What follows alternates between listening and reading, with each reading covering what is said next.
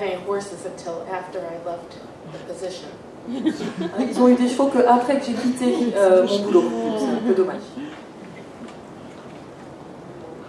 Puisqu'on parle donc de cheval, je renvoie évidemment à cette très belle couverture, premier volume proposé Brajlon.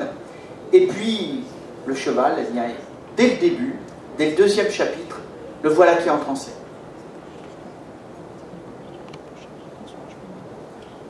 Il y eut un boucan assourdissant dans les bois.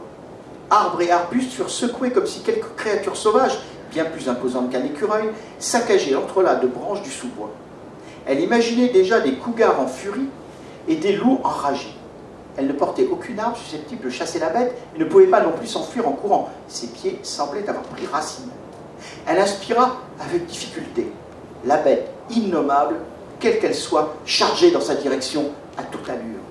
Cela jaillit du bois, dans une explosion de branchage. Le souffle de Carrigan mourut dans sa gorge, en un bruit de sifflet cassé. La créature sombre et gigantesque se tenait dans l'ombre des arbres, menaçante.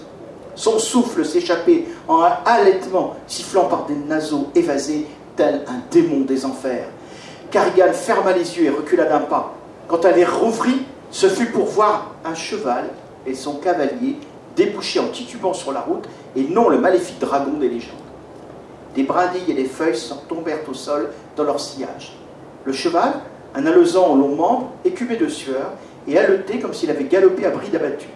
Le cavalier était effondré sur son encolure. Il était vêtu d'un uniforme vert.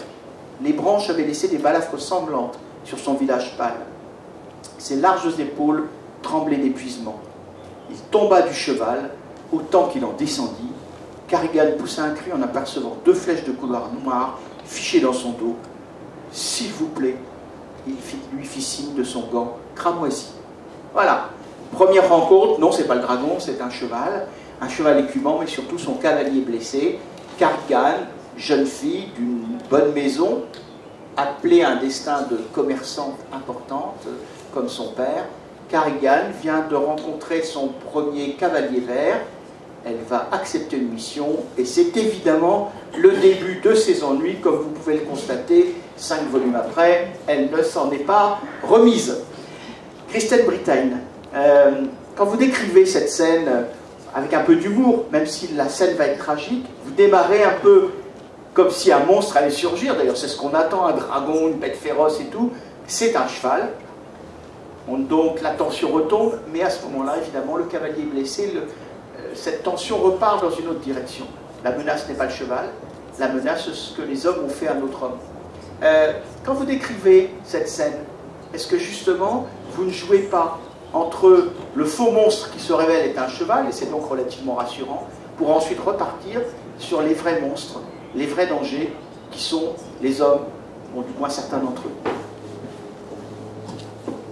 Yes, it helps, that particular scene helped build the suspense, and then you have that false sense of relief, and from the horses we do go to the monsters, and I think that many monsters in fictions are metaphors for the evil that humans do.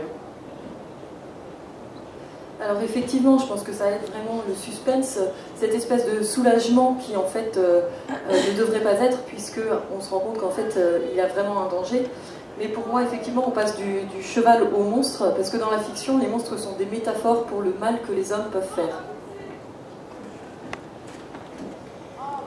On va retrouver Christine Brittain, mais on va aussi voir comment une autre auteure, appréciée des Imaginales, Charlotte Bousquet, traite la question du cheval. Vous avez tout d'abord écrit un certain nombre de romans, on va y revenir, mais en particulier, vous avez écrit récemment une nouvelle qui met en scène un cheval. Est-ce que vous pouvez nous expliquer l'anthologie dans laquelle vous avez un texte chez Rajo, s'appelle Mon cheval, mon espoir. Est-ce que vous pouvez nous expliquer d'abord, avant de parler de la nouvelle et d'en lire, peut-être, si vous voulez bien, un tout petit extrait, quel est le contexte de cette publication, Charlotte?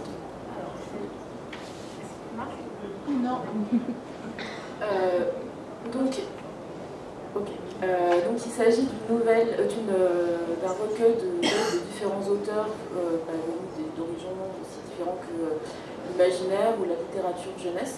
Donc, vous pouvez retrouver Victor Dixon et Adrien Thomas dans ce recueil. donc qui met en scène effectivement la relation entre l'humain et le cheval, et dont les droits sont reversés à une association qui s'appelle Cheval Vie, qui vient en aide aux personnes en situation de handicap en leur permettant, par la médiation du cheval, de finalement d'être mieux. Voilà, donc c'est une anthologie qui est sortie en septembre 2015 et que j'ai co-dirigée avec l'ancienne directrice de Rajo, Caroline Westberg. Et donc il y a 8 nouvelles, dont la mienne, qui clôt le recueil. Sur ce thème-là, vraiment, c'est l'histoire de, je dirais que c'est un recueil de nouvelles qui est une histoire de rencontre et de renaissance. Donc je lis un petit extrait si vous voulez bien, Charles. Je vais lire le début, ça sera plus